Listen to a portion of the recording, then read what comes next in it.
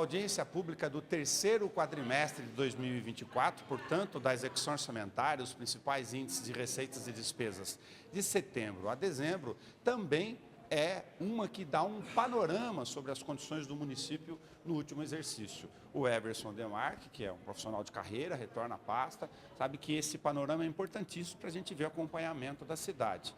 Aliás, a gente tem pormenores, né, na conversa junto com o Everson na TV Câmara, aqui no fechamento da audiência, alguns dados que chamaram mais atenção. Por exemplo, nós temos a receita corrente líquida com um bom resultado, 1.777 milhões de reais, dá isso em receitas correntes, pouco mais de 11% no exercício do ano. Isso mostra que do ano 2024 fechamos o ciclo com um bom resultado de receitas. Sim, sim. É claro que foi reforçado aí por receitas extras, né?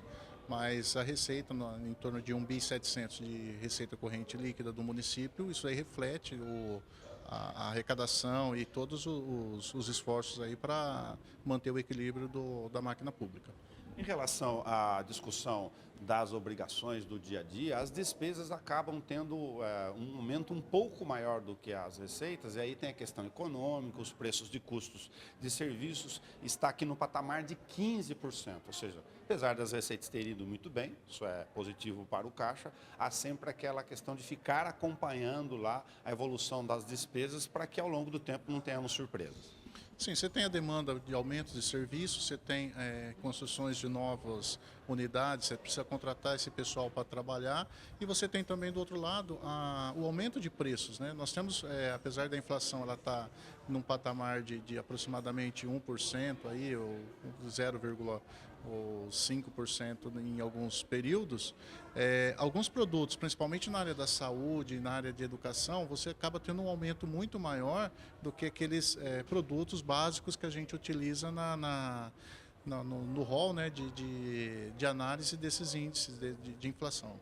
Secretário, a gente fala que é uma apresentação muito educativa de números, mas nem todas as pessoas dominam todos os dados, são muitos dados técnicos. Por exemplo, Fundeb, Fundo de Educação, é um regime de uma norma federal. A gente teve aqui em 2024, já que é o fechamento do exercício, um crescimento de 17%, um valor expressivo. A pasta tem mais de 400 milhões de toda a sua dotação orçamentária, só do Fundeb, 174 milhões e 600 mil reais. De que forma a eventual estagnação econômica pode afetar o Fundeb, porque um dos indicadores é a matrícula de alunos, mas outro é repasse de impostos.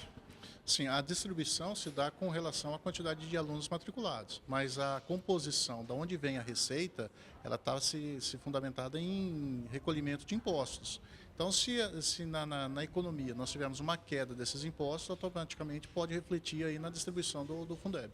A gente sempre fala da Previdência, que é uma preocupação natural, enfim, também razoável que isso seja comentado, mas no ano de 2025, com reflexos já de 2024, em relação à venda da folha, que é uma incrementação de receita a cada 5 anos, chamado balão de receitas, vai ser bem mais confortável a questão previdenciária no ano 2025.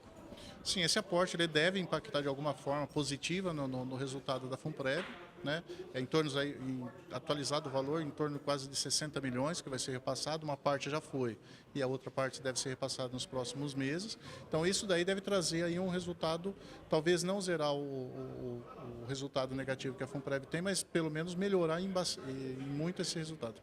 Aproveitar que o secretário acaba de vir da Coab, do lado de cá, foi feita uma pergunta específica sobre a Coab, mas tem um dado importante do ponto de vista de informação para o público. O caixa da Coab, para a eventual finalização do acordo, ele não, a princípio, não depende do orçamento do ano, que tem um valor pequeno lá. Eu digo, se o acordo sair, tem uma reserva, pelo menos para 1 ano, talvez 2 anos, para suportar isso, ou seja, não afetaria, em princípio, a necessidade extra de receita no orçamento anual?